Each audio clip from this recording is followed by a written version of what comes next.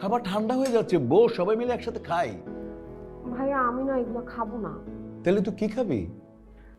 ওই যে আমাদের বাজারের কালোজাম মিষ্টি আর গরম গরম পরোটা খেতে খুব ইচ্ছা করতেছে। দোকানদারের খায় দেয় কোনো কাজ নেই।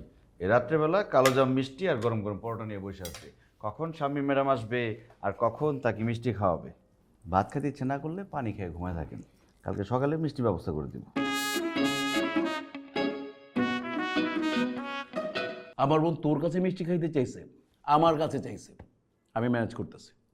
পারবেন না, দোকান বন্ধ হয়ে গেছে, অনেক রাত হয়েছে। দোকান বন্ধ, পারবো না। আমার বোন চাইছে আমি পয়দা করব মিষ্টি। তাহলে তো খুব ভালো হয়। তুই কোনো চিন্তা করবি না, নাকে তেল দিয়ে ঘুমা, গাড়ি চাবি দে। শুধু শুধু যেতেছেন। চল।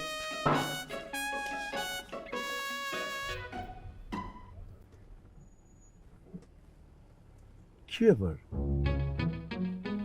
এত তাড়াতাড়ি বন্ধ হয়ে গেল? হ্যাঁ,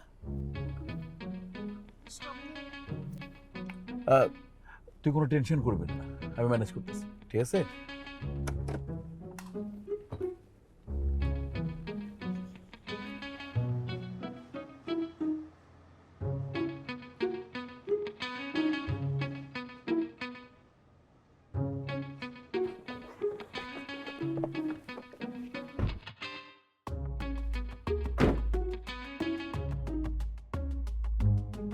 ভাইয়া এখানেও তো সবকিছু বন্ধ। আমি তো কিছু বুঝতেই পারতেছি না, রাত বাজে মাত্র 12টা, এর মধ্যে সবকিছু বন্ধ। ঘটনাটা কি ভাই? এ ভাই, এটা দোকানদার, নাইট গার্ড না যে সারা রাত জায়গা থাকবো। নির্দিষ্ট সময় দোকান খোলে, সময় হয়ে গেলে বাড়ির জায়গা। জানেন, আরে তুই আবার এগুলো আনতে গেলি কেন? আমি তো অলরেডি ম্যানেজ করেই ফেলাইছি, এই আসতেছে আর কি। হ্যাঁ, ম্যানেজ করে বলেছেন? ঠিক আছে, তাহলে আমি জায়গা। মানে আরে ভাইয়া ওকে যেতে দাও তো, বেশি ভাব দেখাইতেছে। চল। ওকে। শোন শোন, আয় শোন শোন, দে দে দে। তুই চেক কর তোর পছন্দের জিনিস আছে কিনা, দে। চেক করতে হবে না, ঠিকই আছে। করতে দে, কর।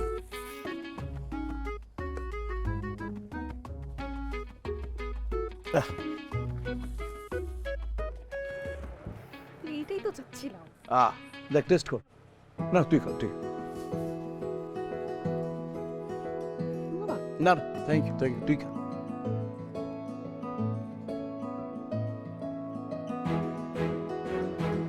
ঠিক আছে।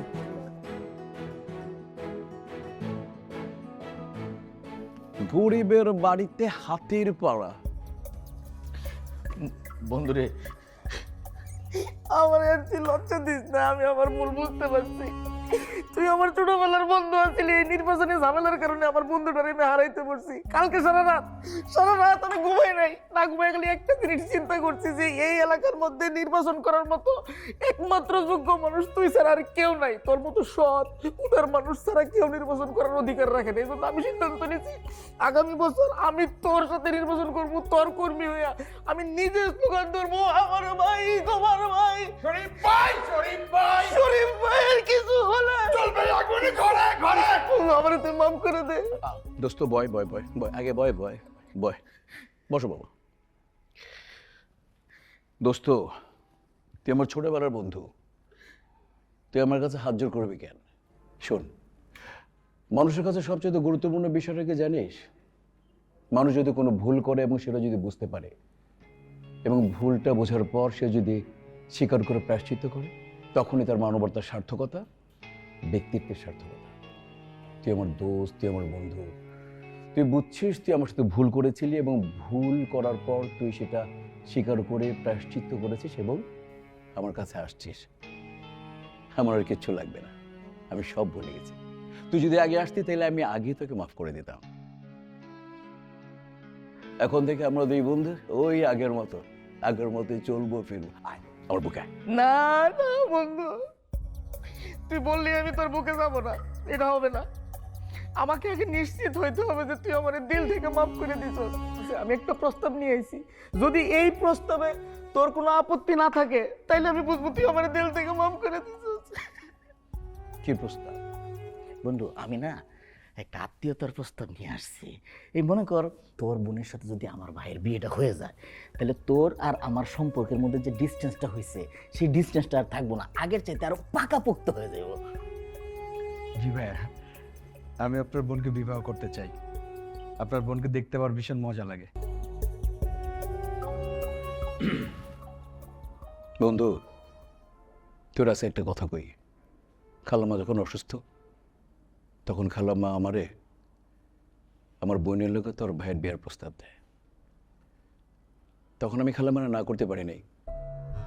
একে তো অসুস্থ, আর তোর মারে তো আমি মা ডাকছিলাম, তাই না? এরপর তো খালাম্মা মারা গেল, তোর লগে আমার রাজনৈতিক ডিস্টেন্স বাড়লো, তখন আমি মাথা থেকে ব্যাপারটা সরে ফেরি। কিন্তু আজকে যখন তুই আবার এই প্রস্তাব নিয়ে আসছিস, তখন আমি রাজি। যা বন্ধু, কথা দিলাম তো দিলাম, তুই বিয়ের প্রস্তাব দিলি। বন্ধু, আগামী শুক্রবারই আমি বিয়ের সকল ব্যবস্থা করতেছি। না বাবা বাবা, দোয়া লাগবে না, কাছে আসো। তোমার পূর্ব, পশ্চিম, উত্তর, দক্ষিণ, তুমি কোথায় কি করো আমি সব জানি। ছোটবেলা আমরা ওদের জন্য অনেক কিছু করছি, কিন্তু টাইম মতো শুধরে গেছি।